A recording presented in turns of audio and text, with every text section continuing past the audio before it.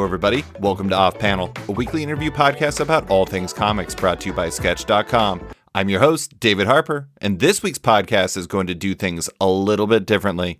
This week features 3 different guests in 3 different segments, as retailer Bruno Batista from Dublin's Big Bang Comics, comics journalist Heidi MacDonald from The Beat, and Vault Comics Damian Wassel join me to discuss 3 themes that define 2022 in comics for them, with each guest choosing their own theme. The hope is to give listeners an inside look at the big topics from the inside of the industry from a variety of perspectives. That's what we'll be doing today, and it all starts with Bruno Batista, who joins me to discuss one of the biggest challenges he's seen at Big Bang Comics and with other retailers today. We'll dive into that segment with Batista first, with the others coming later. Here we go. So Bruno, you have today off. How's your day going? Are you just sitting around daydreaming about selling comics? I was just waiting for your phone call, David. I've been waiting all day for you. It's the first time a Portuguese person's in your podcast. I feel very proud, feel very emotional. Like, I'm very happy to be here with you today. Is that why you're wearing a Benfica jersey? No, that's just my normal jersey anyways, because I'm a good Benfica boy. Oh, that's and good. I'm still very happy about our performance in the World Cup against Switzerland and seeing one of our Benfica boys scoring 3 goals, which I assume it's why you invited me here to talk about football, yeah? You really make me want to ask how you're you're playing Morocco in the next round, right? Yes. That'll be a tough match on Saturday. You're going to go to the Final Four, probably. Spain said the same thing, and look at them. They weren't ready for Morocco. That's true. I mean, their goalie was really good. That shootout was amazing. But we're not here to talk about the World Cup, unfortunately. We're here to talk about a theme you've noticed from the year in your comic shop, Big Bang Comics in Dublin. I mean, I told you this when we were texting about it. When I asked you, I expected it to be variants. It was not. Yeah, but that will be... I think my opinion on variants is very well known if you follow us at all on Twitter. Like, I'm the one always on Twitter giving out about things and complaining about things, and I'm not a fan of the variants. But at the end of the day, variants are a thing that actually do sell. What we're talking about here is something that doesn't sell as well as they should, or as well as creators would like them to sell. We're talking about the amount of titles that are coming out today that don't seem to have a clear-cut audience. So I know that's an issue at Big Bang. Like, is that something that you see as, like, are you hearing that from other retailers? Is this a widespread issue of having like a proliferation of comics with no clear audience that makes it really difficult to kind of market and sell them? It is. It's a problem that we recognize from online forums on Facebook where creators, or retailers get together to talk about these things. And a lot of them express the same feeling of, who are these books for? Who are they trying to sell them to? It's not just us. It's a widespread thing. A lot of retailers from all over the world. Mm-hmm. It's not a new phenomenon by all means. This has happened for a number of years, but it just feels like today it's more intense than ever. There's more and more books. There's more and more publishers. And so many of them are coming out, and there's no clear audience for them. There's no clear cross-selling for them. There's no clear, hey, if you like this, you might like that, which is at its core the most basic way of selling something. You know, if you like Saga, you might like Paper Girls.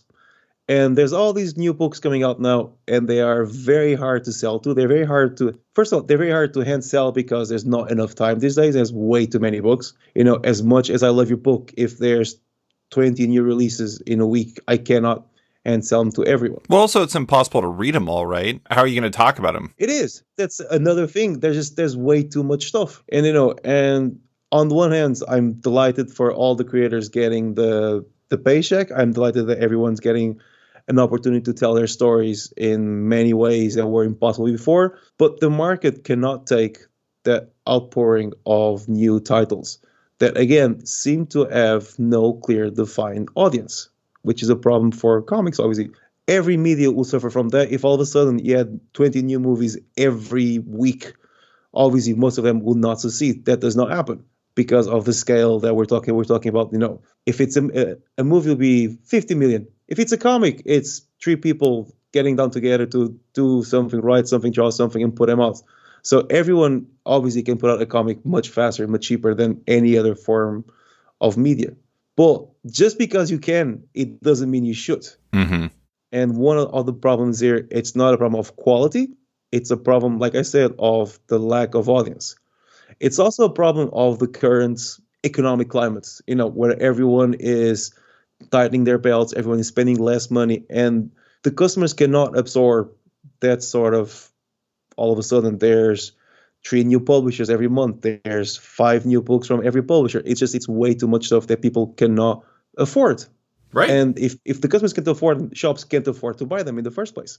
I have a few things I want to clarify on this because I just want to be sure that I'm understanding it right. Is this a single issues only thing or is it an everything thing? Like, I mean, is this spilling over to trades and stuff? There's always going to be trade releases where they don't sell as well. But the trades have a much longer shelf life. Right. A trade can be on the shelf for a year, 2 years. A single comic, in our shop in particular, we only stock the new releases on the shelves every week, and then we move them to the back for like the back issue, and then they go to mostly online, and we stock a smattering of issue ones, beginning of series. But no shop has infinite shelf space. That's impossible. No matter how many single issues you sell, you cannot stock every single thing on the shelves for 6 months to a year. It's impossible. So if there are too many graphic novel releases, they're easy to sell down the line. If a comic comes out and it doesn't sell in the first or second week, that's it. It's gone. It's dead. Yeah. Unless it gets adapted to be a film or something of the sort, the comic will be dead. You know, it's funny. This makes me think of, I've had this conversation, I think, with you, and I've talked with John, your fellow Big Bang Comics person, John Hendrick. We've talked about real estate and like how a lot of like the considerations, especially considering the fact that action figures have become so important to you and other product lines have become so important to Big Bang as a shop. One of the most important considerations is it's not just shelf space, it's just like floor space. You don't have room for long boxes out there. You're not one of the shops that has like 85 long boxes. You're not Mile High Comics. We don't want to be that kind of shop. That's not the thing we want to be. We always want to be a shop where you can feel comfortable coming in and not overwhelmed by seeing a mountain of long boxes with musty old comics, which is great. It works for a lot of people. It's not what we do. Right. We're a shop that caters to a lot of walk-ins and families. It's different. Yeah. So when we say there's no clear audience or market, I'm curious as to what you mean, because is this something that's based off of what customers are saying, where it's like, you know, saying whatever, you know, when you're having conversations with them, or is it just based off of your estimation, you know, from years of experience selling comics? There are two things to consider here. When I order comics, the first thing I look at, it's the amount of pre-orders. Have customers pre-order the book? Have customers shown interest on the book? Have customers at least mentioned that they know about the book? And then when I sit down to actually put in the numbers, I look at those numbers. I look at the emails that the creators have sent. I look at the emails that the publishers have sent. I make sometimes a very quick judgment call, because if you're ordering hundreds of books in one sitting, you cannot spend more than a couple of seconds on them, which sounds awful, but it's true. But it seems to be a thing where so many books don't have pre-orders, don't have any buzz, don't have anyone mentioning anything at all. They don't have any creators that are well known. They don't have any IPs that are well known, and I hate myself for even saying the word IP, but you know what I mean. You know, Yeah. It's much easier to sell a book to someone if it's something that they recognize already. Like Gargoyles this week. Exactly. There are books that people will at least recognize. You know, they might not know who's drawing them already, but they go, oh yeah, that thing used to be a cartoon I used to watch back in the 90s. But so many of these books are, and they're not bad books, don't get me wrong. I read so many of them because, you know, we get all the previews and stuff from creators and from publishers. They're not bad books, but they just don't, if they don't connect with the audience, if I don't get any pre-orders from any customers, if I don't see a name that I know, a thing that makes me go, people actually going to want this book. I used to order very small amounts, and now I order none. Because what I found out especially in the last 6 months to last year, is that they just stopped moving completely. We used to have a few customers. They'll pretty much buy any new issue one from any publisher, and they'll kind of try it out and see if it works out. And even those ones have stopped buying those comics. They're not selling. And the person who walks in from the streets is not looking at those comics. So if all of a sudden my regular customers aren't picking up new stuff, and if the new walk-in customers are not asking for the new stuff, as a shop, I cannot stock them just in case they sell. Or in case someone in 3 months is going to go, oh, do you have an issue one of that particular comic? That might happen. That might not happen. That's money. Again, these are things that I cannot return. These books are ours from the point they arrive into our shop. I have to think about, what am I going to do with all these things that I'm ordering but I cannot sell? And that is why, as a retailer, I have to be very careful about what I order, and especially when there are no orders for them, when the customers have shown no interest in any of these new releases. I think it's interesting. Like when you think about ordering, I think a lot of people think of as this like carefully curated process and everything like that. But like you're saying, it's like you don't have, when you're facing previews and whatever the hell Lunar sends out for you to look at and Penguin Random House and etc. Actually, I guess you don't deal with that. You just have Diamond UK. Yeah. So when you look through whatever the hell Diamond UK's equivalent of previews is, when you're looking through that, you don't have, I mean, like taking a few seconds seems totally reasonable to me because first off, it's instinctive. I'm sure at this point you've cultivated it so you like know exactly kind of what you can weigh the options pretty quick in your head. But on top of it, you don't have time to do that. Ultimately, it's like when you order, you're making a bet.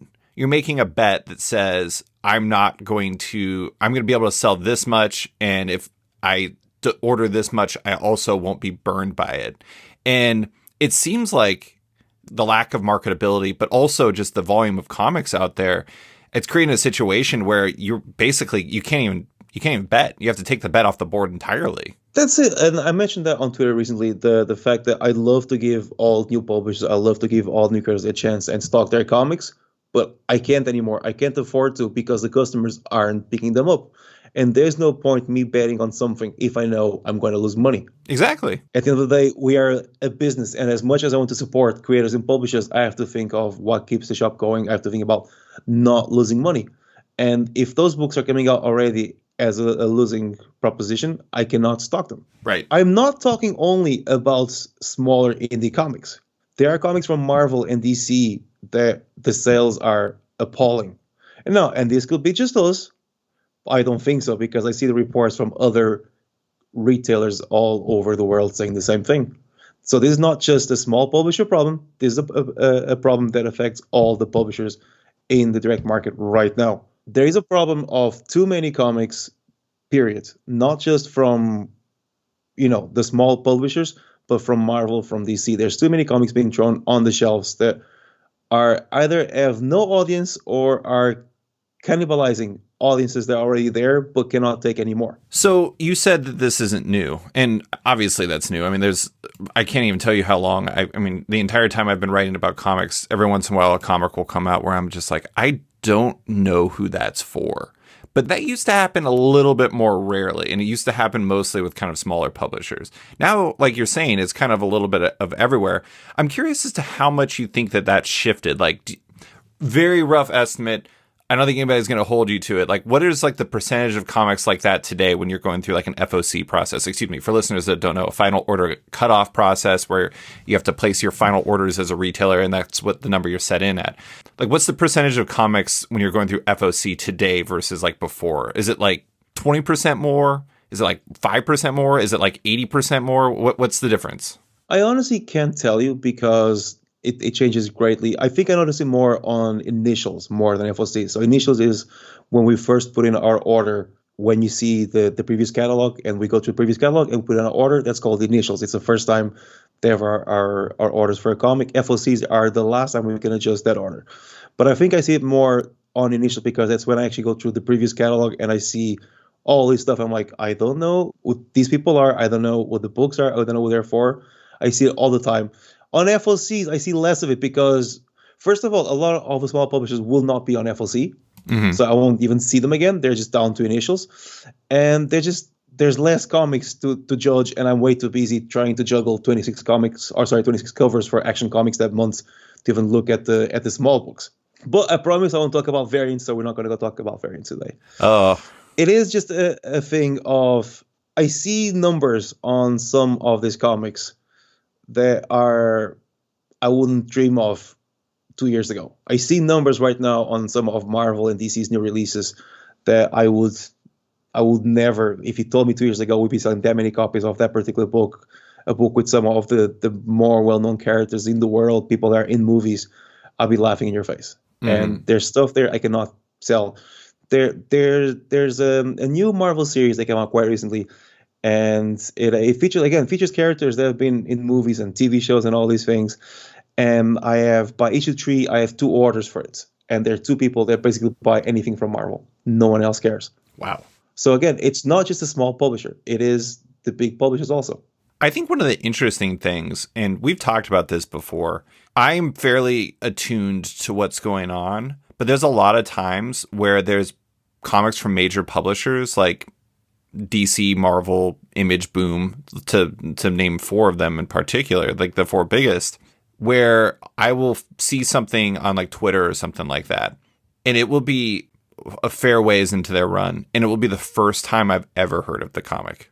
And I do think that that's interesting. Like, that kind of feels like part of the phenomenon. Like, do you think that the marketing, like the current state of comic marketing, fits into all this, where like some of these books that don't have a clear market would be more appealing if they actually had some sort of push that kind of said, this is what it is, this is how you could move it, like notifying readers so like they know that this is coming? Or do you think this is, it's not a qualitative thing, but it's just that books are being produced that have unclear markets and there's really not much you can do about that? It's what happens when we're throwing stuff at the wall to see what sticks. Some things will stick, most of them will not. There's a lot of that these days.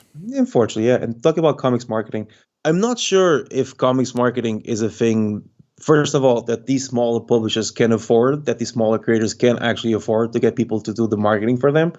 So a lot of the emails we get from these creators are from them personally. They're not from a marketer. They're not from someone that does that in a professional way.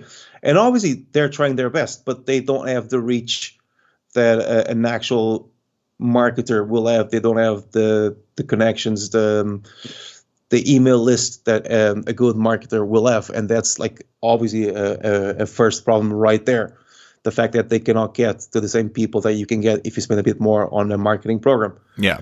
But even with a marketing program, there's stuff they just will not sell. I mean, you can look at the real world out there and how many products are have like, you can look at, or we can look at Black Adam, would spend so much money on marketing and it was everywhere and it still deemed to be a failure because he didn't make as much money as you wanted. Just spending the money on the marketing does not mean you're going to find an audience. Obviously, it helps. It helps being seen by more eyes. It helps being seen by more people. But the vast majority of these new titles, unless you're reading Batman, you will not know there's a Batman Incorporated book. Right. There's no outreach beyond that small bubble of creators. Unless you're either reading Valiant comics, you won't know about the latest Valiant comic because there's no Wizard magazine anymore, David. And back in the day, so many people would find out about their comics through Wizard magazine. There's also like the second time I talk about Wizard in the space of a week, which is weird.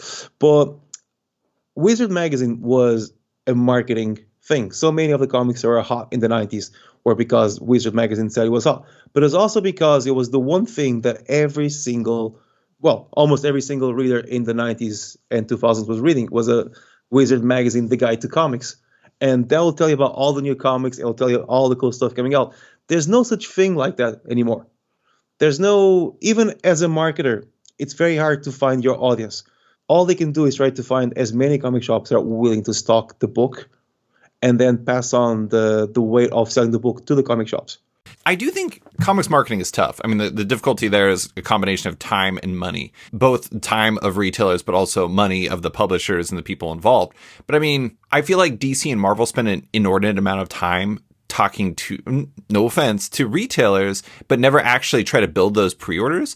A good example of what I was talking about earlier, where I was like, there's books that I don't even know are coming out. I told you recently when I was putting together my limited series article that I had no idea there was a Star Wars Bounty Hunters comic, and it's like 29 issues in. How do I not even know that exists? I mean, I like Star Wars. I was reading the Star Wars comic until like not that long ago. I had no idea the Star Wars Bounty Hunters book existed. And like, it's interesting because like this is like a kind of, I think there's like a twofold problem here. It's like the fact that readers don't know these things exist, so they don't know to pre-order them. But the other thing is the main issue is that a lot of these books don't have that clear angle to like, how do you get this in somebody's hands? Like, what's the elevator pitch? What's this? What's that? Like, what's the clear hook? Exactly. So we use Comic Hub. And Comic Hub is a point of sale system for comic book shops where you can target customers directly. So customers do know what's on initials. The customers do know what's on FOC. Customers get recommendations of, if you like this thing, you might like that thing. And even the customers that normally pre-order stuff quite regularly don't go anywhere near certain comics or publishers. They just don't have the interest in them. So even the ones that know the things exist don't necessarily want them. And the part of it, it's very much a clear lack of, like you're saying, an elevator pitch. You're going to enjoy this book because of that. There's so many solicitations that I read about or of comics coming out that I cannot picture a single person that I can turn to and say, read this. It appeals to no one. And I'm sure it's a great book. I'm just not sure I can sell it. And if I'm not sure I can sell it, if I can think of a single customer that'll go for it straight away, I cannot stock it. Mm-hmm. But I joked before on Twitter about the lack of market research. And obviously, no one really has money to do market research in comics that way. But it feels like it's something that's missing. It's like, right, I have a book. The book is about this thing. Can I sell it to someone? And the feeling I get is that people ask, their fellow creators, people ask their mom, and they say, it's all great. And they go ahead and they publish it. And it doesn't work like that. Right. You have to actually go talk to people. I love when creators talk to us, not only about the comics they have coming out, but comics that they're thinking about doing. And we've talked about, okay, might be a good idea, might be a bad idea because of A, because of B, the market's not there, that publisher prefers these things. Because retailers do have an idea of what sells, because we're the ones selling them. We know what sells better than the publishers do, because the publishers sell the comics to us, retailers. Retailers are the ones talking to customers and seeing what they like, seeing what they're into, seeing what they're asking for. And in all of this, it feels like no one really talks to us about what customers actually want, which is something that's sorely missing from the entire process here. It's what does the end buyer, which is the customer, actually want to buy versus what does the retailer that want to get like the 1 in 100 black and white variants wants to buy. It's a totally different thing when it comes to what customers are going to enjoy.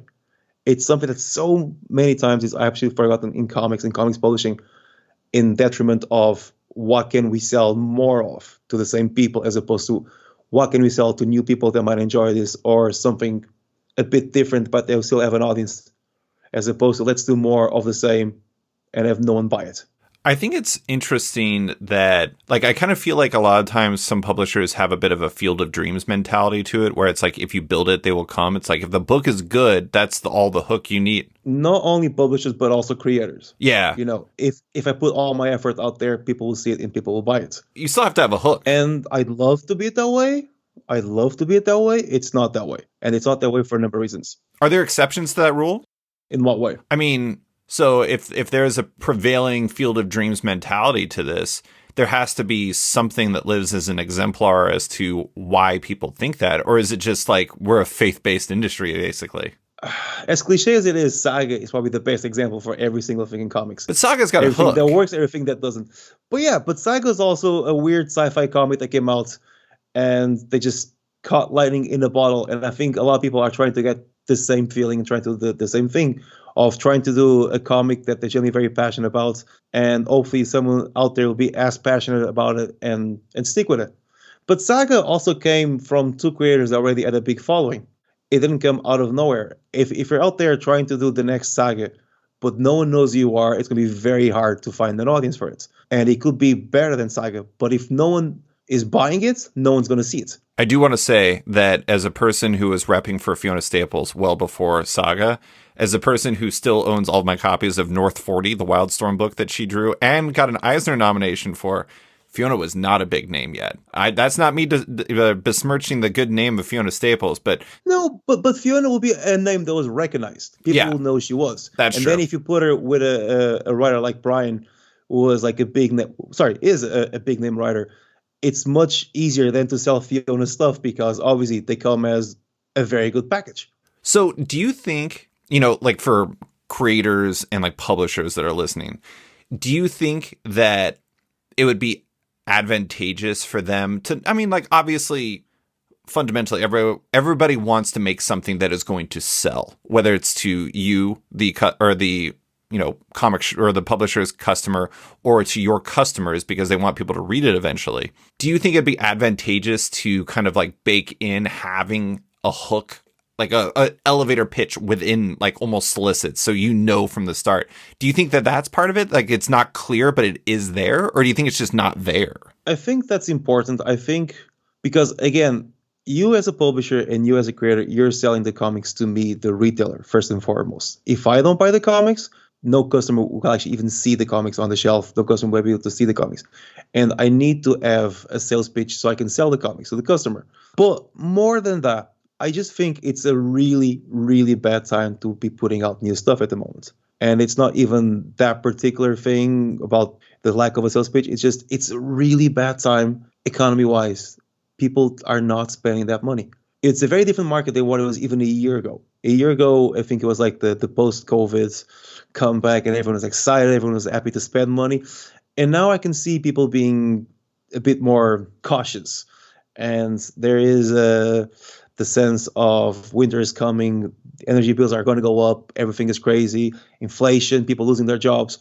And at the end of the day, when all that is happening, a new comic is not going to be anyone's priority. And I know this sucks for creators, I know this sucks for publishers, but it's not you, it's the economy. I think another problem with this is that when these things keep happening and the expectation is that they'll be ordered at X level, the problem is X always minuses. Because like when you get a book that you order that has a questionable market and then you sell it and it sells to nobody, the next time you order less, and then next time you order less, and then next time you order less. And it becomes this kind of like steady reduction thing, even for DC and Marvel. Like you're talking about like that, whatever that book was that dropped down to 2 orders. If there was like, let's say a sequel or a spinoff or God knows what that might come out of it, you're probably going to order at the level of what you've seen historically, right? Like you're going to go based off of what you know has been its level rather than what you hope it's going to be its level. Absolutely. And the problem is that the low sales on a title then become the starting point for the next title. You know, if a book is selling 50 copies and then by the end of the run it's selling 30 copies, I might take a chance to go, okay, 50 copies for the next one because they used to sell that. If a book is selling 2 copies after 2 issues and that book gets a sequel, do I, as a retailer, believe that there's going to be a new market for it? Or do I just go, it's going to be the same people anyways? What's the point of ordering an extra 20 copies if I'm going to end up selling 3 copies at the end of the day? It's all economy. I will say, and this is an entirely different discussion, I know that inflation is a big part of this, but I don't think it's the only part of this. There's too many things happening right now that are connected to this that feels more industry specific than just like economy related.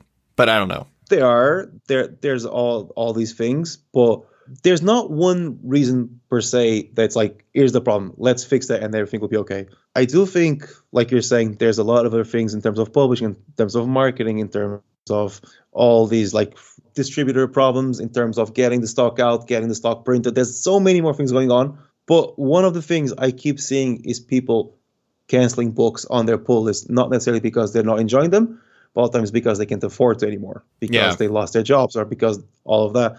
And it is very, very important to survive. And again, you can burn comics, but you can also spend your money on heating instead. Right.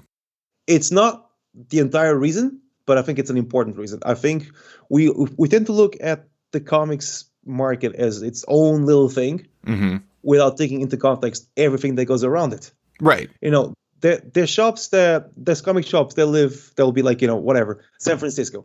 And there's so many customers that work for IT companies, and now they're all getting laid off. That's going to impact that particular shop massively. All the shops around there. So there's all these things going on around the industry that affect the industry, and that we tend to forget that we're a part of the real world. I mean, it's macroeconomic versus microeconomic. Exactly. Yeah.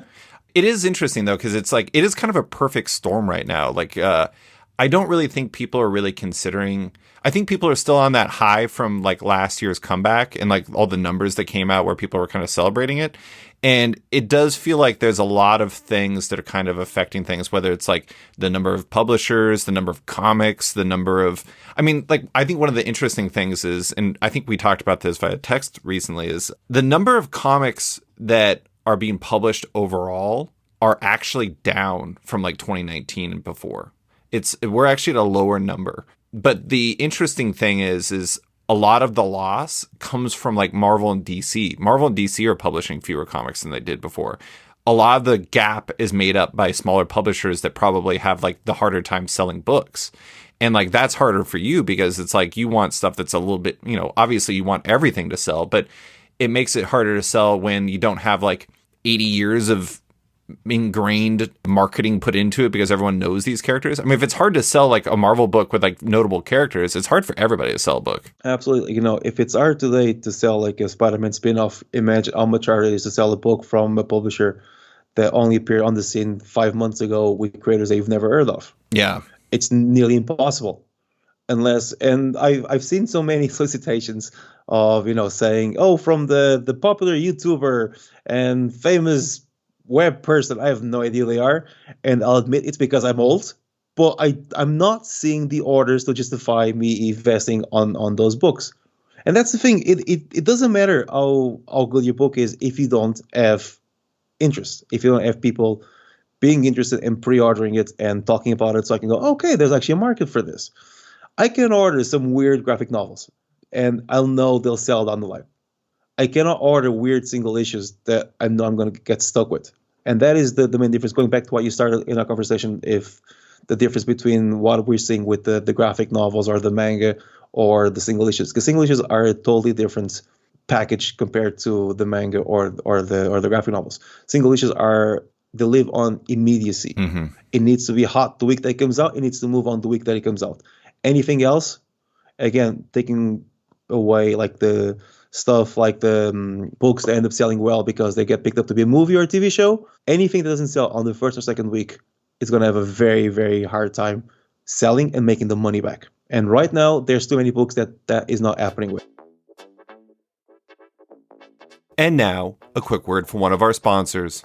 It's the holidays, and Zoop is wrapping up the year with the completed Saucer Country Omnibus by Paul Cornell and Ryan Kelly, the Whistling Skull Special Edition hardcover by Tony Harris and B. Clay Moore, and several other amazing indie comic campaigns.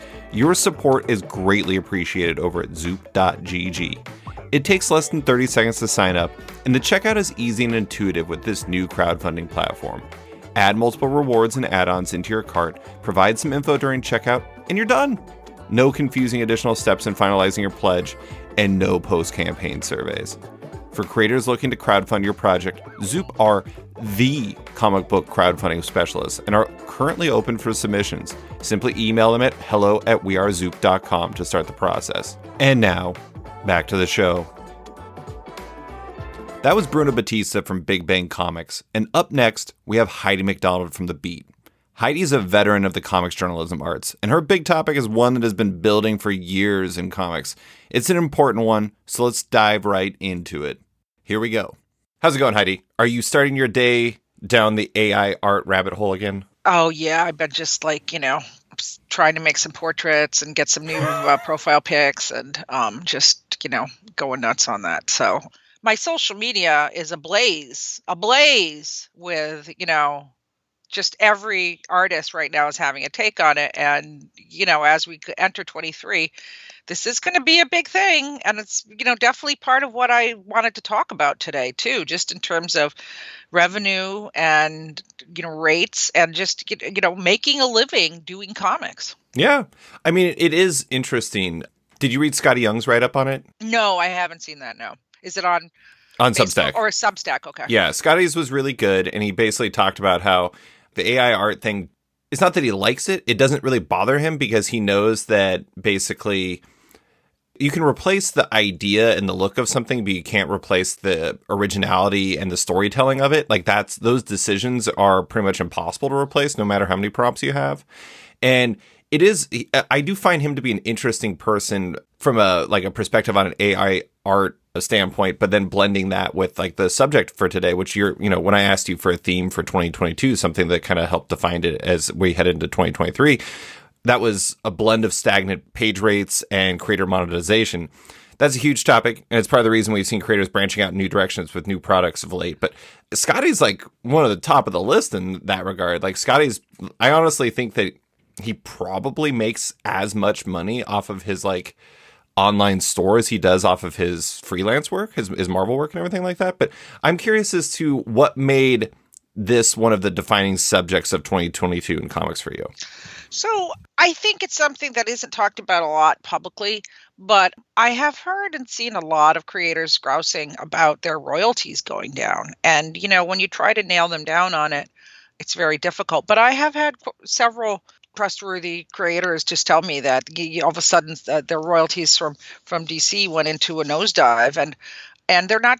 We don't really know why. Was it an accounting mistake? Which, given the state of DC, could possibly be, given their personnel changes and everything, could definitely be it. And then, but somebody was joking about it with the Comixology, and I mean, I don't think digital royalties were a huge part of anybody's income, but some people were joking about their digital royalties going down now that Comixology has been absorbed by Amazon, and I just don't think it's talked about enough that comics rates have not gone up in 20 years, at least 20 years. Yeah. Like they're literally, I was an editor at DC Comics. I was an editor, you know what, come to think of it, I was an editor, I mean, it's been 30 years, and the rates are still the same, David. Yeah. The rates are still the same. If you had to bet, do you think Jim Lee was paid more per page in 1991 than the top artist in comics today? Who would you take? Jim Lee, 91. Yeah, easily. By probably a significant margin. Yeah. And I was looking back on it, and I was trying to think of when it was. And I was guessing, based off conversations that I had, that it had been multiple decades since rates had done anything besides just be completely flat at best. And I mean, it sounds like from your take as somebody who used to be inside, it sounds like that's absolutely true. It's 100% true. It's, the one thing that's gone up is coloring, because digital coloring is the norm now. Obviously, when people were just doing it on pieces of paper with markers, and then writing little code numbers, which actually happened for 50, 60 years. People were paid like $25 a page for coloring, or if you're really good, maybe $50 a page. And but with the advent of digital, it went up to like $100 because you have to pay your flatter and all of that. But I asked a couple people, and a very famous colorist just said, their rates haven't gone up in 15 years. And just looking even at this Fair Page Rate site that came out a few years ago, came out in 2016, and it has the rates here. And I edited Cheech and Chong, a book for Z2, and and I don't think I'm talking out of school when it's known they don't pay top rates, but they're right in this ballpark. Mm-hmm.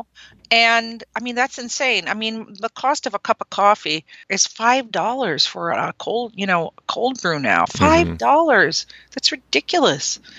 So you could only buy 5 coffees for one page of lettering. Yeah, which is insane. Yeah, it is insane. And actually at Marvel, the rates went down. I've heard the same thing. I do think that there's a reason why you've seen some creators kind of start migrating a little bit more towards DC and also taking work elsewhere. If Marvel's not offering Marvel rates, like, what's the appeal? Besides having like a deep love of the characters. Sure. Well, my understanding is that they did cut the rates because Marvel is under a really harsh Disney-fied, I mean, it's throughout corporate land, but you have to make more money every year. Yeah. And they do that by, they did that by laying off. Like they would lay off a couple of VPs who made 6 figures every year, and then they ran out of that, so they cut the freelancer rates. And the tippity top people who, to be honest, I haven't really followed the creators at Marvel, and to even know who the tippity top ones are, but they probably get rates that are, just like the top of the line that they got in 2005. And I haven't seen this, but then one person I was talking to about this said that a very famous comics artist had said something about how they went back to Marvel and the rates were lower, but they didn't know how to do anything else. So they really didn't have anything else to do. But to, going back to the Scotty Young example, I mean, there's a couple of reasons why this is. And it is that there are a lot more revenue streams for creators now. So possible revenue streams. Yes, possible revenue streams. And obviously, you just said Scotty Young makes more money selling his prints and going to shows. And, I don't know if he has physical artwork because that, that's part of the digital thing. A lot of people are doing physical pages again so they can sell them. I will say that that's a guesstimate. My guess is that he makes more off of like his online store and just kind of the mechanics he has set up for that than he does off of like his freelance work where he's like writing and drawing comics and stuff. Right. Well, I mean, he probably makes pretty good royalties from his image work as well. Okay. So, but I mean, you're making a guess, but I mean, it's certainly what allows Scotty Young to do comics, mm-hmm. and And when you look at these, for top line writers, they don't have necessarily, they can't sell artwork. So they have to find other ways to supplement their income. But royalties are still pretty good from the major companies, and which is really, I think, Marvel, DC, Image, and Dark Horse, I think, among other companies, like Boom doesn't pay royalties. Like, there's actually some companies that don't pay royalties. I also suspect that part of the reason why a lot of creators are looking towards the book market is because, like Brian Michael Bendis and Andre Lima Araujo moved over to Abrams Comic Arts and did a book over there. And then Marjorie Liu and Sana Takeda and Alex Ross. Alex Ross is a special circumstance. But the other ones, I do think that there is increasing attention in that direction. Like Ryan North and Erica Henderson have a book coming out. And so you have all these creators who are looking in that direction that are traditionally direct market in our minds. And it's probably a part of that too, is while the book market has its own problems, those guaranteed advances are pretty meaningful, especially compared to some of the uncertainty in terms of rates in the direct market. Yes, absolutely. But that said, if you're a Marjorie Liu, you're getting a pretty good, on a Sana Takeda, you're getting a pretty good advance. That said, there's been plenty of social media, Twitter threads about how the advances in the book world are, for a graphic novel can be quite low. Yep.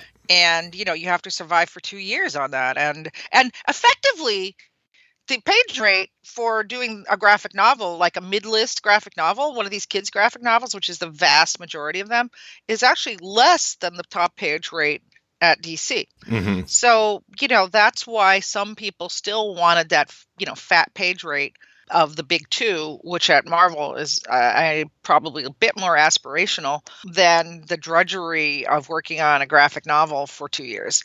But I think it's also the royalty reporting structure at mainstream publishers that's very attractive, and, especially to somebody like Marjorie Liu, who comes from mainstream publishing, right?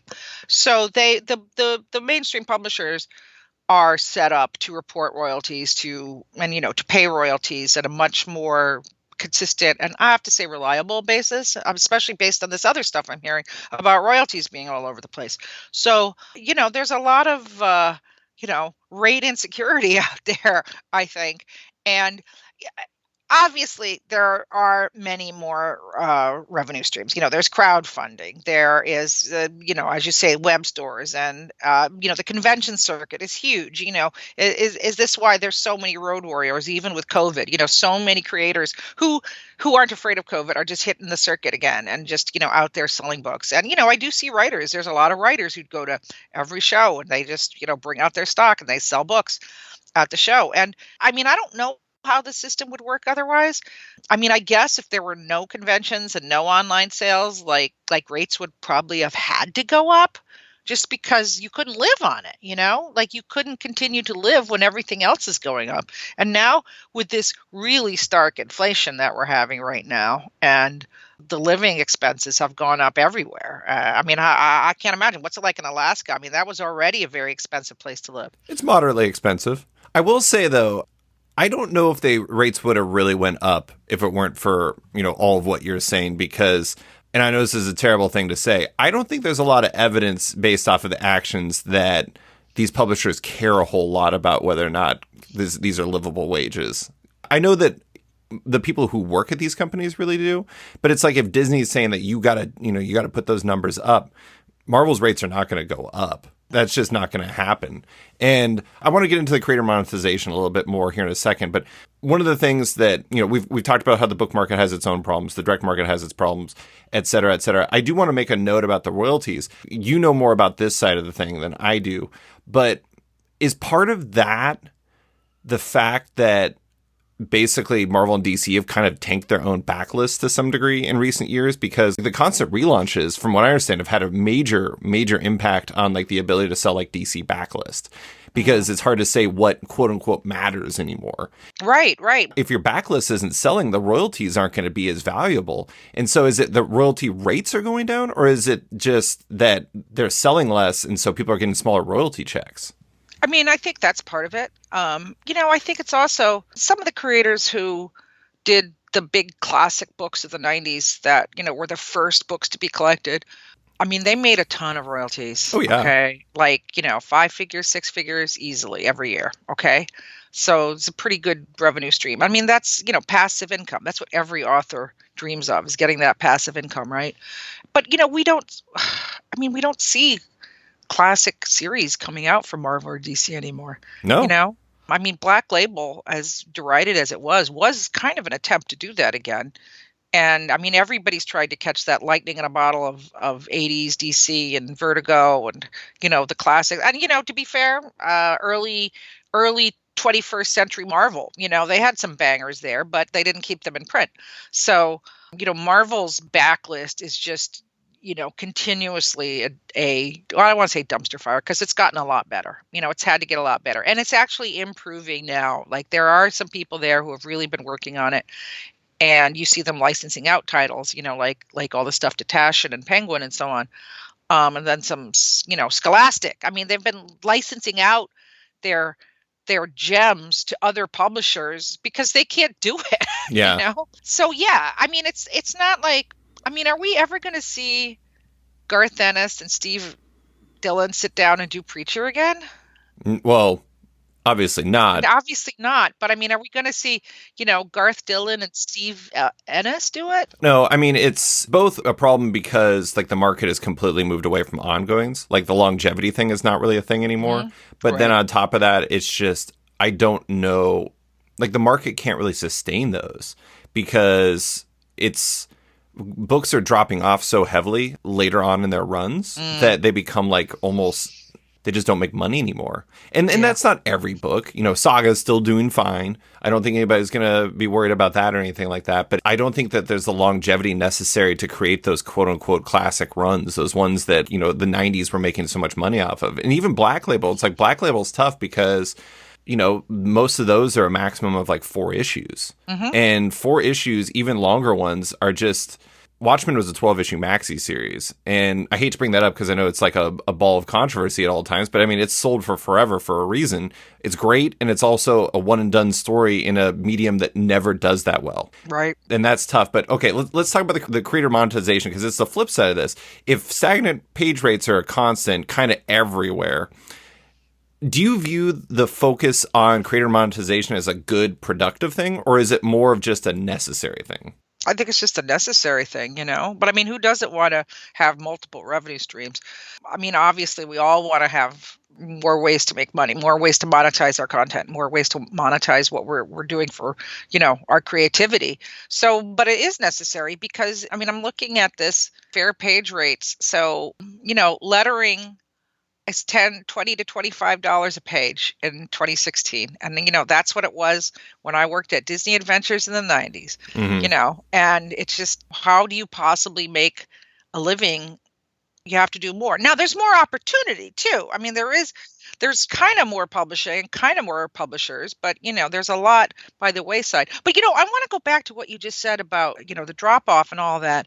We are seeing a massive realignment of where the comics are coming from. I mean, it's just the rise of manga, anime, and webtoons is huge. And now when you talk about webtoons, I just read this story yesterday. It was a $5.7 billion industry worldwide. Okay. And yet we don't know how people are even getting paid on webtoon. I mean, we do, but it's like there's so much controversy about people making money doing webtoons. So, this is kind of the same idea, and that all these kids are, all this user generated content that's driving billions of page views, and they're not even getting paid for it. Yeah. And then they have to have these other revenue streams. If they're planning to do it for a living, they have to have the rocket ship model where they're doing the crowdfunding for the print editions of the books and, raising good money for it and, selling tchotchkes, the way they monetized webcomics 20 years ago. And this really gets to the heart of it all, which is, why did that big name creator come back to Marvel even though they were being paid less? Because he said it was the only thing he knew how to do. People love making comics. And they'll destroy their income to do it. I don't know who this person is, but at the same time, for a lot of artists today, the money they make isn't even off the page rate. It's off of selling the page later, especially if you have like longevity to you. Like if you're a John Romita Jr., you can probably sell an Amazing Spider-Man page for like, I don't know, $5,000. And five? 10 figures? I mean, I've heard they've soared to 5 figures for John Romita Jr. And the art market soared during the pandemic to, some people who are getting page rates that even some dealers were telling me they thought were just crazy out of line. And we're going to see some correction, realignment in that. Yeah, market correction. I knew it was 10 like a couple years ago. I know the market has also softened a little bit since then. Either way, they can make a lot off of that. But that's the thing, though, I think is interesting, though, is I wrote a piece about this, God, I don't remember, 2021, something about basically what the path for creators looks like is changing. It's like you can take that route that veteran creator you're talking about does, and that's perfectly valid. Maybe it's like it's kind of a bummer, but at the same time, it's like it's perfectly valid. And then the alternative, though, is that you could be like a Scotty Young, or you could be like a Jen Bartel, or you could be like a Liana Kangas, who you leverage Kickstarter, you leverage Patreon, you leverage, selling those tchotchkes you're talking about, selling stuff on your online store. I mean, think about how many creators are doing their own variants now that they're selling out of their web stores and capitalizing on that market, like James Tynan and Scotty Young. And it's really interesting to see how they're using online stores and crowdfunding and all these different things and thinking in a more product-oriented fashion to kind of gain more independence for themselves. And I think while it is a necessary thing, I think it also could be a good thing, if only because in theory, it gives them a bit more leverage to say no to publishers. And that's something that's something everybody's always needed. Yeah. And I think you just said the key word, which is independence. Would Gene Colan have been able to survive in today's market? This whole generation of dudes, I mean, most of them were dudes, there were some women, who just sat over their drawing board. And, like when you were making these rates in the 80s, which they probably were the same in the 80s. Oh, I'm sure they were. Yeah. You bought a house, you raised a family, you were able to be a suburban dad on these rates. And then, creators have literally just aged out of that. That system does not work anymore. Like the idea of just drawing comics for Marvel and, drawing your 1 book a month. Well, I mean, also they do 2 books a month because they were insane. But, they were iron people, and being able to buy a house is absolutely impossible. Right. Because of this wage stagnation, And now listen, the addition of royalties, which should come in the 80s, obviously was the game changer. And that is also what led to the rise in cover prices, I mean, that is literally one of the reasons why, cover prices went up, was to be able to pay the creators royalties. And obviously that was a really beneficial system that did give creators, as I say, more independence with this passive income. But I guess I've been saying this for 30 or 40 years, the fate of the pamphlet. But, inflation, with rates going up even more for inflation, going up for these pamphlets. Oh, boy, luckily there are other revenue streams. But, Gene Colan made great comics. Mm-hmm. He was a great artist.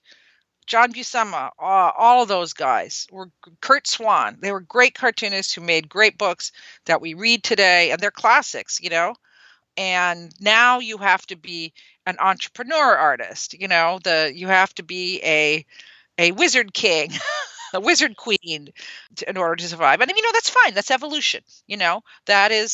That is just how the system works. And obviously we have incredible comics today. We have great comics, probably higher level of quality than ever. I'm not saying that the sweatshop model that existed from the 30s, back rooms of pornographers where comics were born is a better system. I don't think it was. But I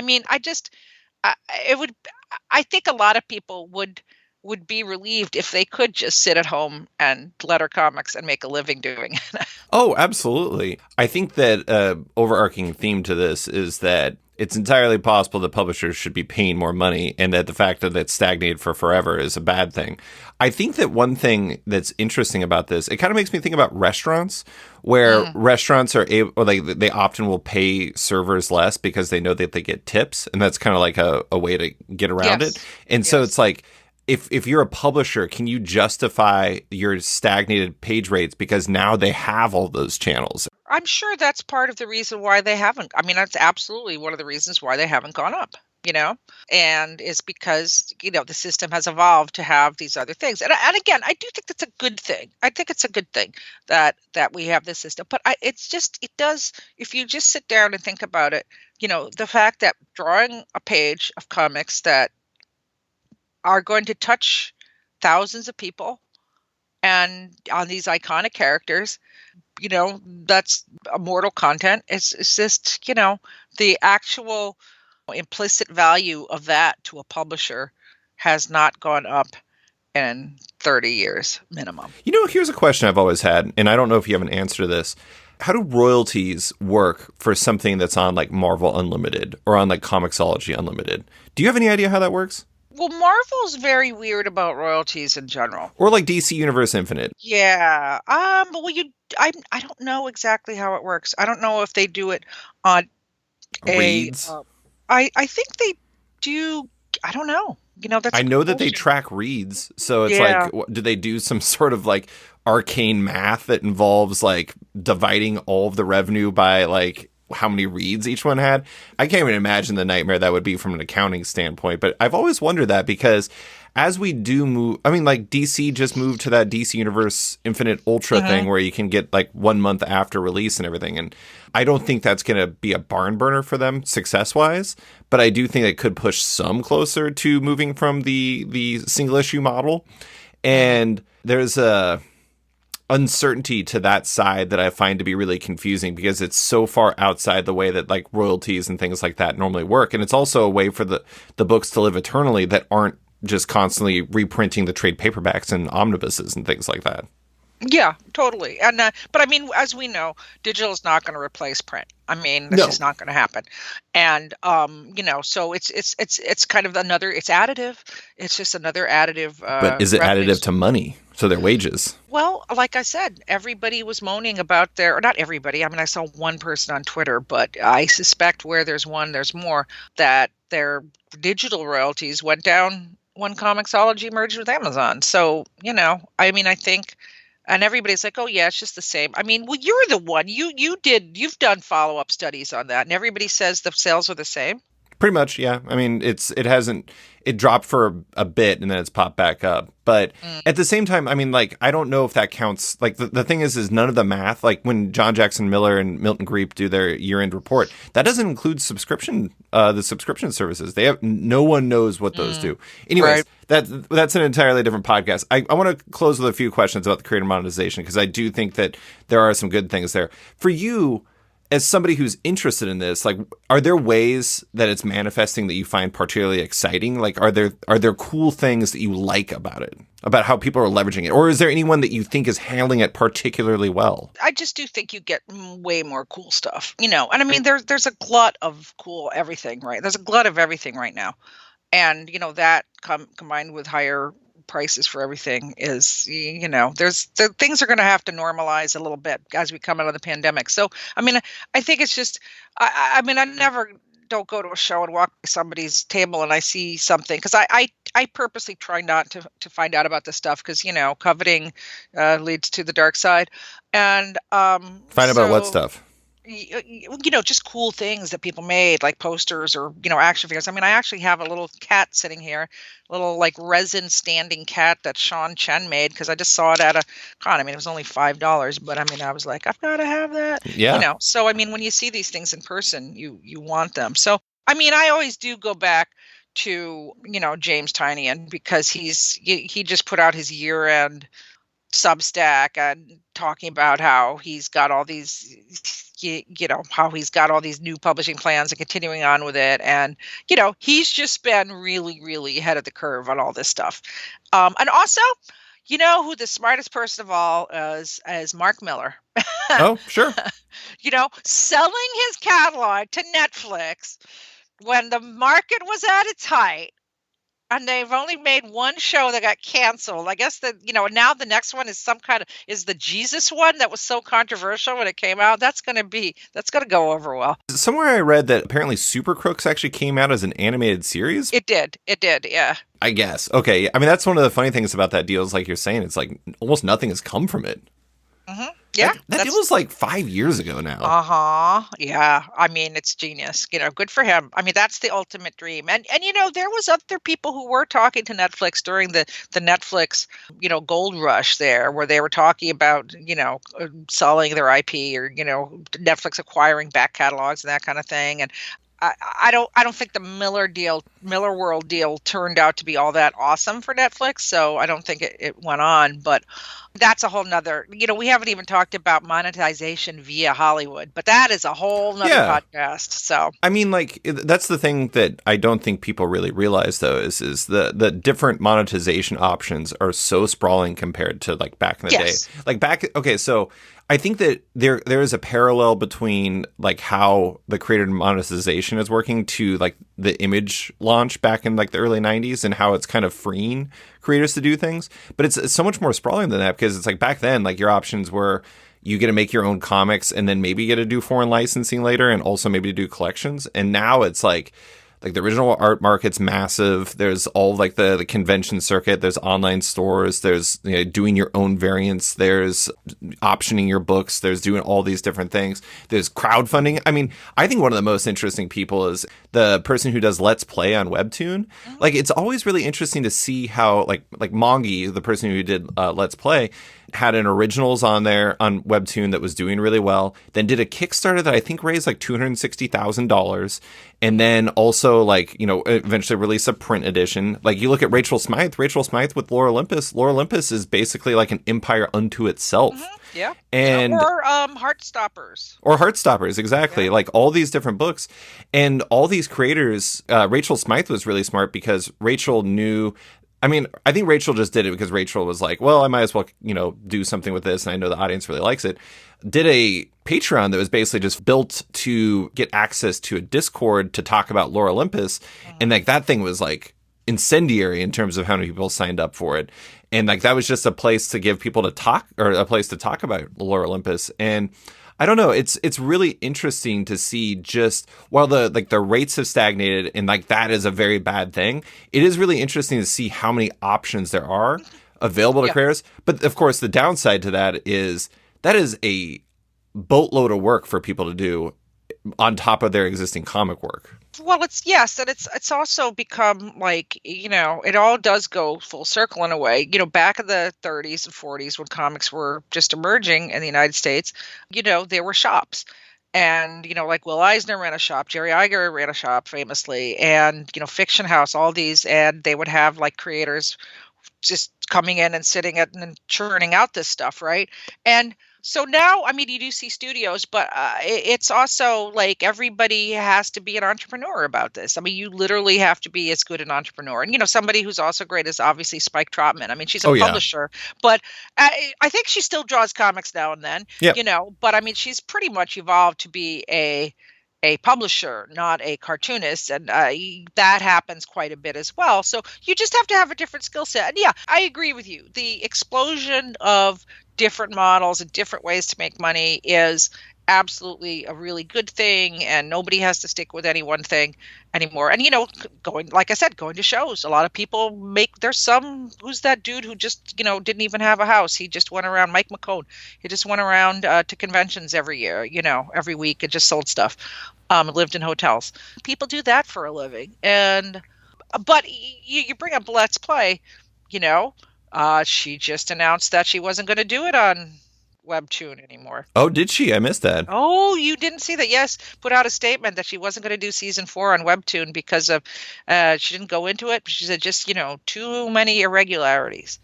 But all these other models, and she does work with Rocket Ship, by the way. I mean, they Rocket Ship is the one who runs her crowdfunders for her. But all of these other models gave her the independence to say, I am cutting loose from Webtoon. And that's just it. I mean, it's great. Obviously, creators have a lot of choices these days, and they have a lot of access to their fan base. And, creating that relationship with the fan base is still the most important way to remain vital and, to get them to support you.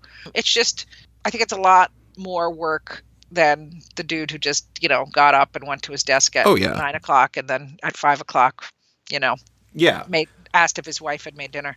I mean, I think that's like the difficult thing is there's the time cost, but there's also the fact that you went from having to execute a single role to having to be somebody who markets yourself, who is a social media maven, who exists on all these different platforms, who has to like negotiate deals with companies, who has to do all these. You have to like, you know, ensure the product or ensure that your product has a high quality. You have to go through the product design. You have to open these stores, all these different things. I mean, you can't just be a creator. You have to be 10 different things all the time. I do think that there is some interesting stuff that's come from that where it's like it's created secondary roles like yeah, there's a whole new kind of, you know, work class of, you know, agent, manager, you know, handler, helpers, marketers, etc. Yeah, the people that you can hire to help you do that. Yeah, which is great. Well, last question. Where do you think this is headed? Do you think there's a path to page rates moving upwards, or do you think that like creator monetization moving up and kind of everything else staying flat is kind of the future? Again, the reason why people do this is they just love doing comics. You know, certainly I could have made more money not doing comics. Okay. But I stuck with comics. I've turned down so many other things to do that could have made me a lot more money. And I guess I'm just stupid that way, but so is most of my peers. So, or my colleagues. So I do think, you know, we're seeing more movement towards unionization, and obviously creating a union for comic book creators is never going to happen because everybody does have a different stake. You know, the stakeholders, every stakeholder's role is different in comics. But I think we're going to see, I think just if we're headed for, you know, we had a big boom and nobody could leave the house.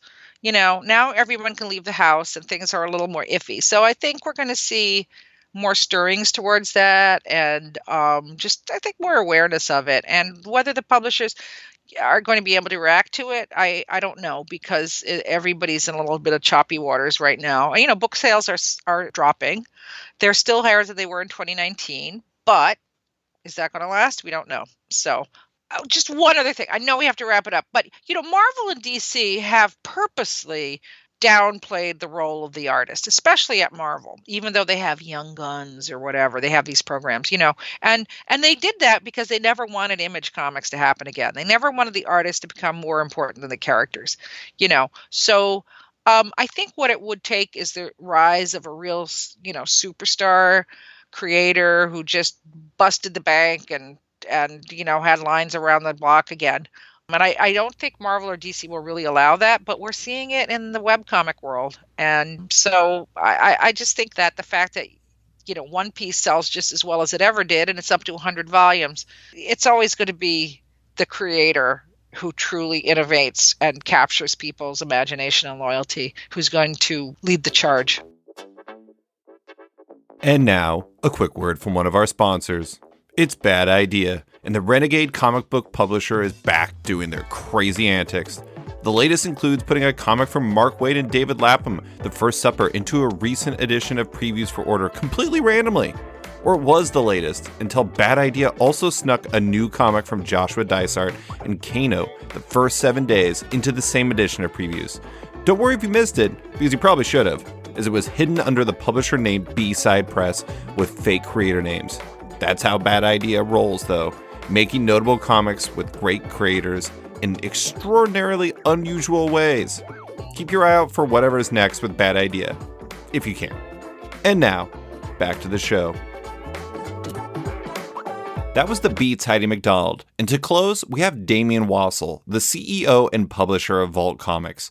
Damian provides the publisher perspective for this episode as we dive into the state of storytelling in comics and the varying wrinkles within it that make it such an interesting time in that regard.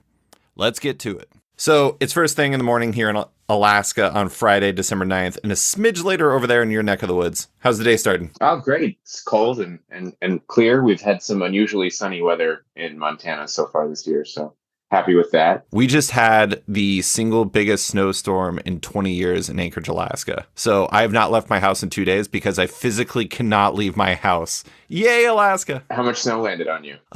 In certain parts of town, it's like 2+ feet. Yeah, it's not like Buffalo, like a month ago or whatever it was, but it's pretty bad. And the problem is our infrastructure apparently no longer can defeat that. So the roads are just... Welcome to America. Ha! Yay. So it's really bad. Yeah. So even like main roads are not really done. But we're not here to talk about Alaska's roads. We are here to talk about, well, I asked you to come up with a big theme or topic for 2022 in comics, and you went in. Can I just say that that's like the hardest question anyone's asked me all year? What, come up with a big theme of... Come up with a theme about something you want to talk about, in the broad comics discourse. I was like, what do I have to say? I don't know. Well, it's funny because as I told you before, the first segment's going to be a retailer. He immediately had like multiple options. But I mean, retailers, I think they're constantly thinking about this stuff.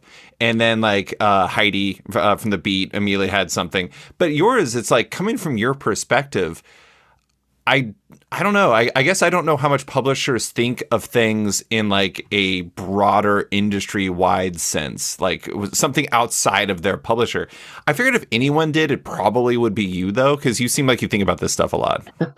I think given what I know of other publishers in this business, most of them are thinking big picture pretty frequently. Yeah. But I think it's really easy to get stuck nose to the grindstone, focusing only on turning out your own books because you've talked with enough people in this business, you've been around this business long enough to know that publishing periodical comics is like many weeks of the year a sort of horrific grind where you leave the office at the end of the day like not entirely sure you're going to survive the next day. Yeah. And I don't mean operationally, I just mean like as a flesh and blood creature, you're like, can I do this again?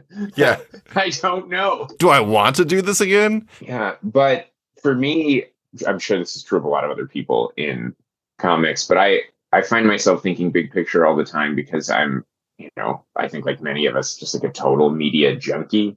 Yeah. And the big thing, the big thing that makes me a media junkie is I can't not be reading.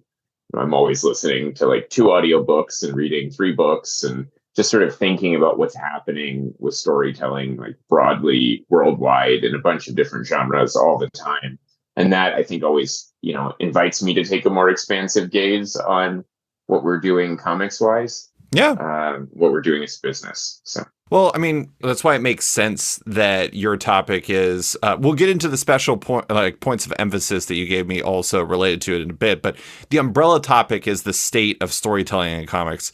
Is that the topic, at least in part, because you're kind of always thinking about this and always immersed in it with your 2 audiobooks and 3 books going on at all times? I think that shapes the topic, but I also think a lot of other, little conversations you and I have had throughout this year about the state of business in comics are yoked pretty closely to the state of storytelling in comics and the sort of state of how much risk people are willing to take on that front. I think they are pretty closely tethered. So it's something I think about a lot.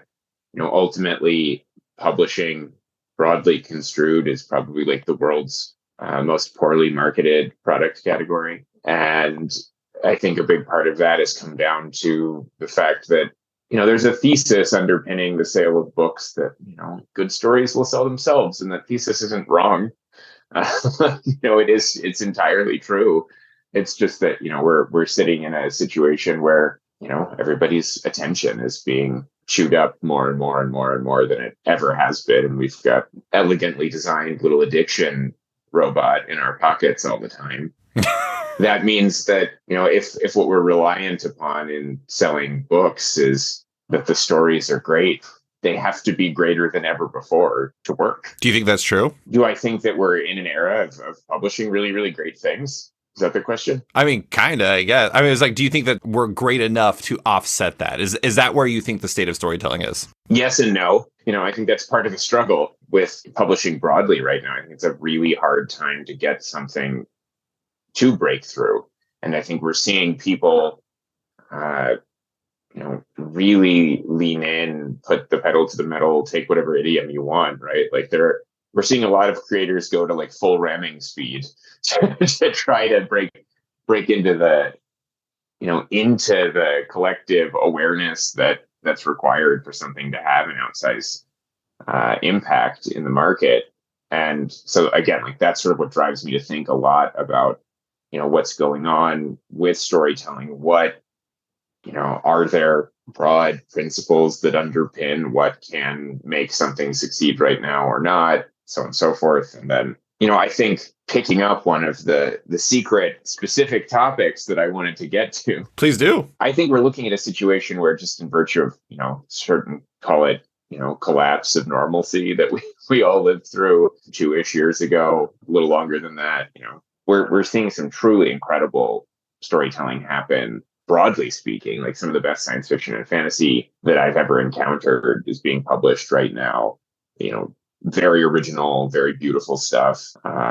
We're seeing, some pretty incredible TV and filmmaking happening, though probably not in the places that folks are expecting, right? It turns out that like spending $72 million an episode on a TV series isn't necessarily a recipe for quality. I have not watched that show, but I know what show you're talking about. Yeah, well, there's only one. Yeah, that's true. Right. And, hopefully I didn't just invoke the wrath of, one of the world's giant mega corporations. But if they're listening, then that's probably a good sign, right? Yeah, I'll take it. So I think, we're seeing a lot of, really incredible stuff coming out. And comics has this weird feature where like we can drop new product a lot more quickly than conventional publishing, but it's also really hard to turn on a dime as a comics publisher because we publish periodicals, right? So once you start, you're committed to continuing a certain story for a certain amount of time. And so that means I think we often see comics lagging a little on what's coming out in other media in terms of not necessarily quality of storytelling, but sort of level of finger on the pulse. It's kind of interesting to think about all of this in kind of conjunction with like the first segment that's going up on this podcast, which obviously you haven't listened to it yet because you're part of the segments yourself. But that topic was the difficult time for retailers when it's like there's a lot of comics that are not as easy to, there's not as clear of a market connected to them. That's not as easy to like sell them in a very obvious way because there isn't like a clear elevator pitch and stuff. And like one of the topics that came up is that basically the comics are good, but it's just like sometimes quality is not good enough. And it is interesting to think about that because like there's just so many comics today. And like sometimes I think how good things are can get lost in the shuffle because, I mean, you said it yourself. It's like not only is there a lot of comics out there, but there's also how did you phrase it? The addiction box in your pocket and everything like that? Yeah, an elegant little addiction robot. Yeah, exactly. There's that. There's like, I mean, it's like I've talked to retailers before who would tell me their biggest competition isn't other shops or other comics or whatever. It's Netflix. Well, I mean, that's like the thing about comics, right? Is that you can't audiobook them. Right. So they require your undivided attention. They're like one of the only media forms that requires your undivided attention. Mm-hmm. And that means that, we're not just competing for interest, we're also competing for time. Right. And that makes it doubly hard to grab people. I do think it's interesting. And this isn't me like pointing fingers or anything like that, but you mentioned sci-fi and fantasy being like at such a good point. I can't help but notice that's also what Vault publishes. Is this something you're just saying like in a broader sense, like comics are doing particularly well in your mind in that regard, right? I think broadly, yeah. And that wasn't meant to be sort of self-dealing. I was actually thinking about a lot of stuff that's happening in like the prose landscape where I've recently gotten to encounter sci-fi and fantasy novels that are, I'm not going to say that there was like a lull or something, but there was an era in the, like, I think you and I are roughly the same age. I think, there was an era when we were kids where, there was a lot of groundbreaking happening in those genres. And then we went into the, 90s, early 2000s, where there was a really clear formula for what won in the market during that period. And it was like a certain kind of heavy hitting, broad scope, epic fantasy. And that was like all you encountered there. And on the other side, there was a certain kind of like pseudo cerebral broad scope space opera that worked, where it's like, let's gesture at physics without diving in, and like that worked. And that they really like, and of course we're like talking in the history of publishing about like the sort of era of the mega agent where, you had like these, a handful of gigantic power players really shaping the agendas of major publishers. And that really made it hard to discover what I'm sure were a lot of really incredible books that were getting published then. And now we're like in a minute where those books are still getting published and we can find them, because I think we all had a lot of reading time for a year, which really helped, bring some of these things to the surface. And so when I talk about that, I was really thinking more, like on the sci-fi side, like what we're seeing from authors like Becky Chambers, and on the fantasy side, like what we're seeing from people like, Christopher Buehlman or Kate Addison or Samantha, I can't remember her last name, who wrote The Priory of the Orange Tree, where we're just getting like truly astonishing works that don't bother to adhere to what like the sort of market mandate looked like historically. Like these aren't trying to be Game of Thrones, or A Song of Ice and Fire, I should say, version 2, or, not trying to be Stormlight Archive version 2. They're trying to be weird new things, and it's really extraordinary. You messed up on that one. You've almost made the Tolkien fans mad and the George R.R. Martin fans mad. Yep. You're gonna get yourself tarred and feathered. This is a terrible idea. Yeah, it is interesting. I mean, on the pro side, like the best book I read this year was, somehow this is like, I think the third time in a row I've brought up Emily St. John Mandel, but Sea of Tranquility was just fantastic sci-fi. It's very grounded sci-fi too. It is really interesting, and it does work in the comic space too. There's a lot of really interesting sci-fi and fantasy, and you'd mentioned horror too.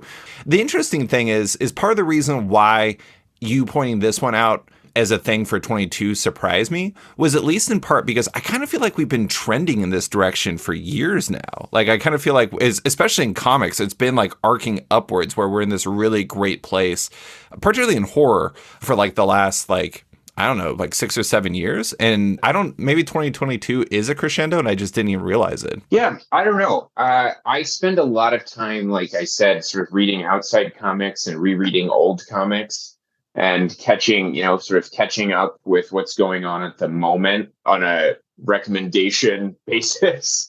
So, I'm not sure that I always have like the closest grasp of what's happening, on any given Wednesday, though, I do try to stay in the mix there. What I was sort of thinking about with this question is that I feel like we're hitting a point where like market forces and what makes good storytelling are pushing against one another. And we've talked about this, a bit before, but like it's getting really hard to do sustained long form storytelling in comics. Harder this year than it was last year, and harder last year than it was the year before. And that's one of the things that's made comics truly excellent over the years. And one of the things that's made them, extremely important is it's really probably the last place for periodical storytelling in fiction. Mm-hmm. I don't know anywhere else that's still succeeding, with the exception of, sort of UGC oriented platforms like Radish or Royal Road. Right. Do you think that in terms of like the long form storytelling element, I think that's an interesting one because you said it's like a little bit worse than the previous year. And I think you could kind of stair step that back all the way to like 2011. I always like look at the New 52 for DC as kind of when that started, at least in like direct market comics, started kind of going away, because that was the first time one of the publishers relaunched and kind of broke the long run cycle that had been going for decades and decades and decades. And then like the conditioning kind of broke to some degree. Do you think that the kind of like how long form storytelling is kind of becoming more difficult in single issue comics in particular, is that kind of a self-created problem to some degree for the industry? I mean, it might be self-created, but only if we include audience and companies in the definition of self. Right. Yeah. I mean, I guess industry created problem. Yeah. I don't think that this is something where we're just like, oh, the publishers really screwed the pooch on that one, and now you can't do long form storytelling anymore. And I don't think it's something where you can say like, oh, the fans just abandoned long form storytelling. Both of those things are false. Right. But I think together, like a sequence of decisions definitely put us in a tougher spot there. And then I think it ties back to the problem that, I think you and Bruno were talking about a bit, which is just like there's so much out there. The obvious way to do long form storytelling with or without superpowers is to use the sort of soap operatic formula, right? And there's nothing wrong with that. That's extraordinary entertainment. Yeah. Where you just sort of keep remixing character interactions in exciting ways. That also means that if that's the same sort of long form formula you're getting from everybody who's trying to do long form storytelling, it can feel like there aren't a lot of stakes. There's not a lot of reason to stay committed. And I think that might be part of the issue there. But, ultimately, I think we've also seen some of the folks in the independent landscape get creative and, really motivated about, trying to entrench things that can last longer. Mm-hmm. Like what we've seen, Boom do around Something is Killing the Children, where they really, they stuck their neck out on that book. And yeah, it sold well, but like they stuck their neck out and made sure that they were going to create something that could endure for a long time there. What we saw Dark Horse do a few years back with Harrow County, where they really, again, like it sold well, but the commitment also reinforced the sales. And I think we're definitely in a position where like we need to see more publisher commitment like that if we want to see the long form storytelling continue. But on the flip side, it can be hard to get folks to stay excited on the creative side about doing that kind of work because, there's a phenomenon that happens in comics where, people, for good reason, they want their Marvel gigs, they want their DC gigs, and they think, oh, if I'm committed to doing a 40-issue project, that's going to stop me from doing that when I'm 20 issues in and everybody really loves me. I think another interesting one is Black Hammer over at Dark Horse, like for Jeff Lemire and Dean Ormston to start. But it's like one of the things I think is interesting about that one is how it kind of spun out into like a million different miniseries that had different artists and had different focus and different things like that. And it created a situation where I think it kind of prevented that boredom, but still kept like that run going. And it also got a touch on a lot of different genres. It is really interesting. I also think that, especially in recent years, you've started to see a little bit more shift to like serialized, like longer form books. Like, Ed Brubaker and Sean Phillips went over and started doing Reckless, which was their series at Image. And now they're taking a little bit of a siesta from that, doing a little break and doing a different book, Night Fever. But you have that. And then you have like Marjorie Liu and Sana Takeda doing an amazing horror series over at Abrams Comic Arts with the Night Eaters. And I do wonder if like, maybe the long form storytelling is still going to be present, but maybe it's going to start kind of mutating and shifting a little bit.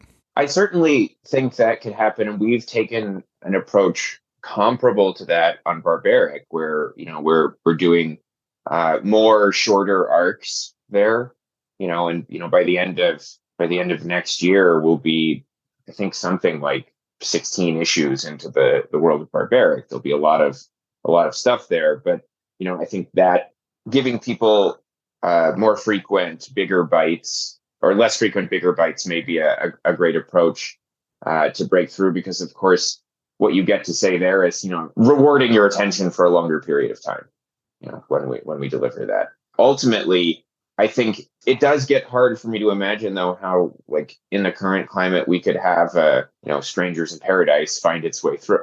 I think it's interesting. I actually recently wrote about basically kind of how we're like in the age of limited series, because basically I went through an unbelievable amount of data and it was very boring, but I did it anyways. And I charted all of like basically finite series versus like active ongoings, and finite series are now like the dominant form.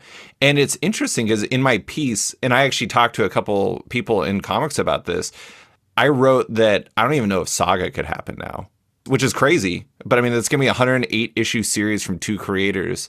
And it's like, I don't know where it stands right now, but was like by far the most popular, like independent comic, like non-Marvel DC, I guess, comic that was going. It just seems like a Martian now to some degree. Well, I think, there are like 2 points from what was mentioned earlier that I want to pick up. And one of them was that, you said, in the retail phase of this, the retail segment of this conversation, a thesis that emerged was that, they're good books, but maybe they're hard to market. They're hard to communicate.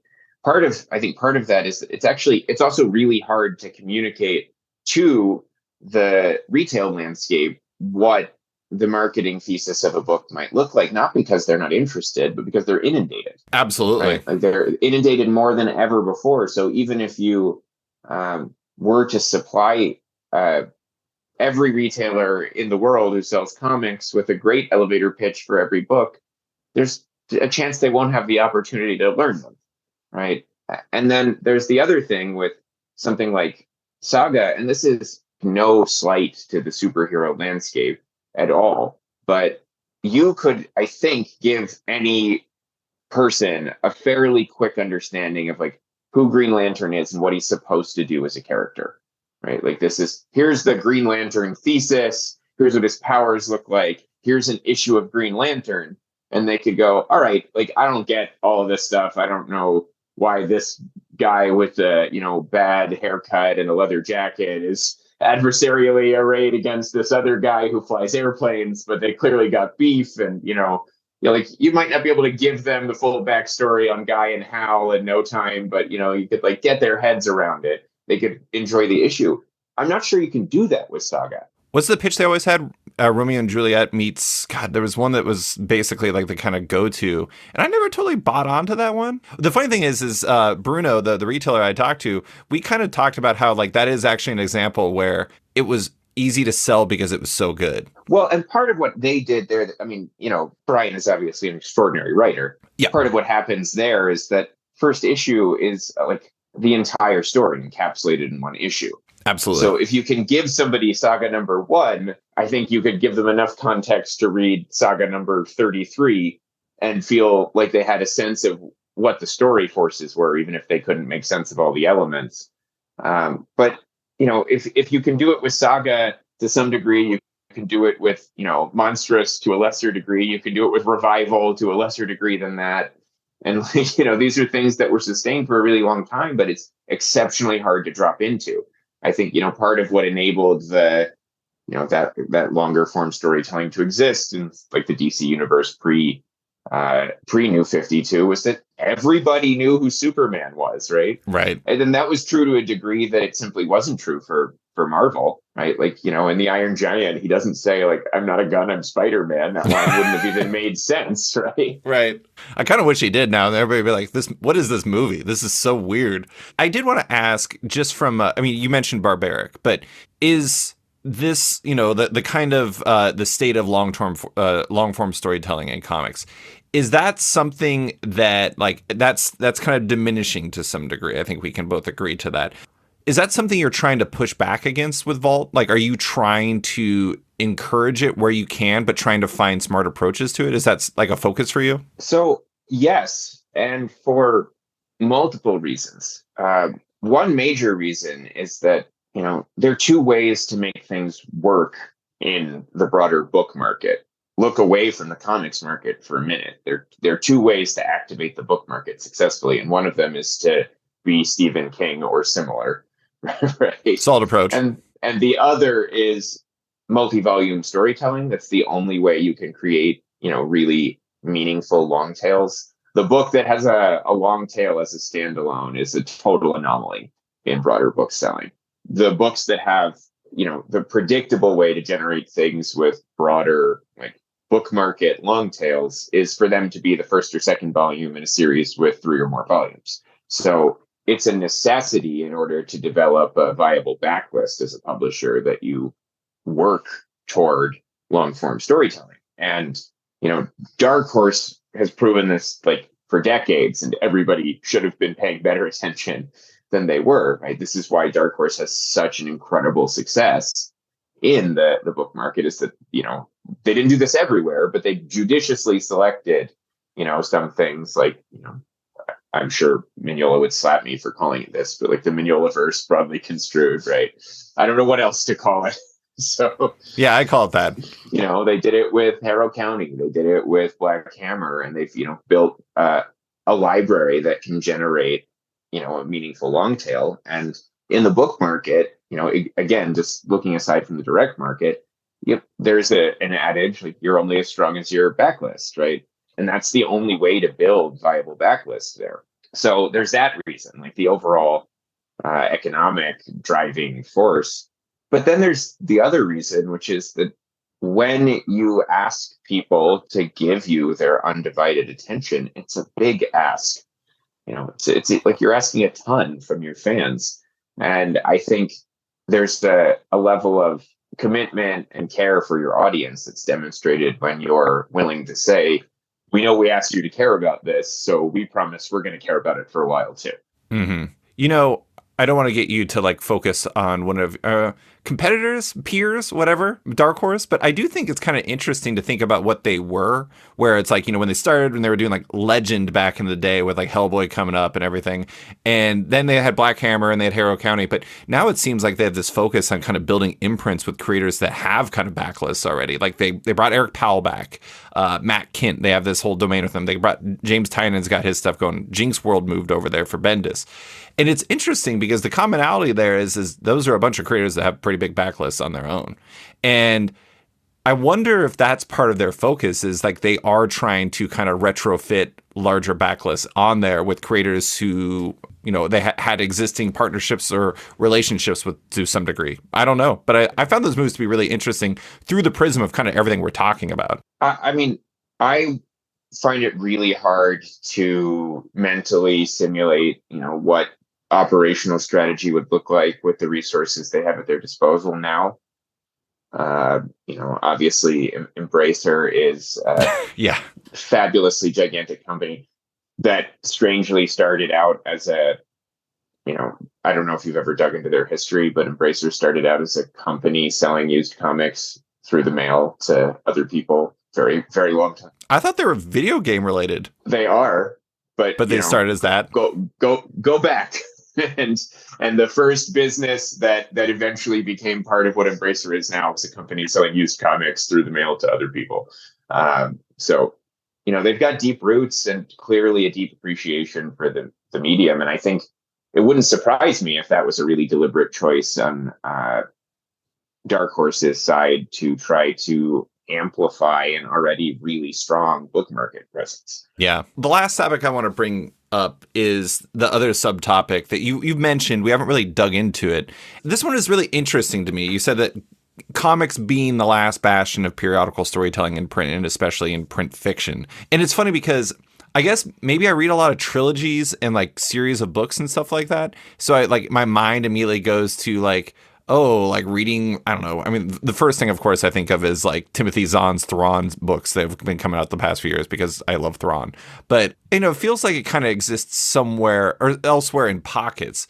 What makes that an overall interesting part of this formula to you? So I want to distinguish like multi-volume storytelling from periodical storytelling. Okay. Right.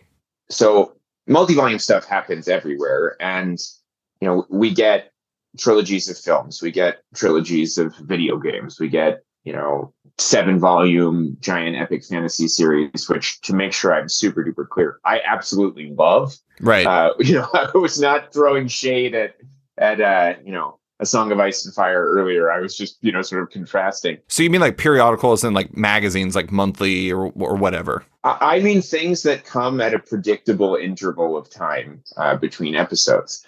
Like the author that can hold to a clockwork schedule like Harlan Coben is like the exceptionally rare bird, right? Like not everybody can deliver a book a year on the same month every time and have it be like that delightful every time. Right? I think that's a really rare instance. Comics gives people like a reason to go to a store every Wednesday. Yeah. Right. That doesn't happen in broader book publishing. I don't know anyone who isn't some kind of book critic who goes to the bookstore every Tuesday to see what's new. Yeah, that would be pretty funny. Yeah, and so it's that thing where it's like this ongoing renewal of fan commitment to periodical storytelling and this ongoing delivery to the fans of a new installment that builds a kind of relationship between reader and publisher, fan and work that doesn't really exist elsewhere. And it did previously, right? You used to have people tune in for different kinds of periodical storytelling fictionally in a bunch of different places. And comics is really the last place that's happening, right? Like, people used to pick up Harper's to read the new short stories. And as far as I know, Harper's doesn't publish short stories anymore. So yeah. I mean, I imagine you view that as an advantage? Is that the case? An advantage for comics. Yeah. I mean, I think it's hugely important. And I think we're starting to see the broader entertainment landscape come to recognize that great stories on their own can succeed, but great stories with incredible fan loyalty can succeed to a much higher degree. Thanks for listening to this week's episode of Off Panel with retailer Bruno Batista, The Beat's Heidi MacDonald, and Vault's Damian Wassel. You can find them online at Big Bang Comics' website, The Beat, and Vault's website, respectively. Big thanks to Deanna Chapman, who stepped in and edited this podcast and is probably the reason why it sounds better than usual. Love Off Panel, want to support it? Subscribe to the podcast on Apple Podcasts today and give the show a rating or review while you're at it, but 5 stars only. You can also support the show by backing it on Patreon. Find the show on patreon.com/offpanel, and when you back it on there, you get early access to each week's podcast as well as weekly content and more. Want even more? Subscribe to my subscription comic site Sketched at sketch.com for long-form articles, interviews, and the rest of the site's content.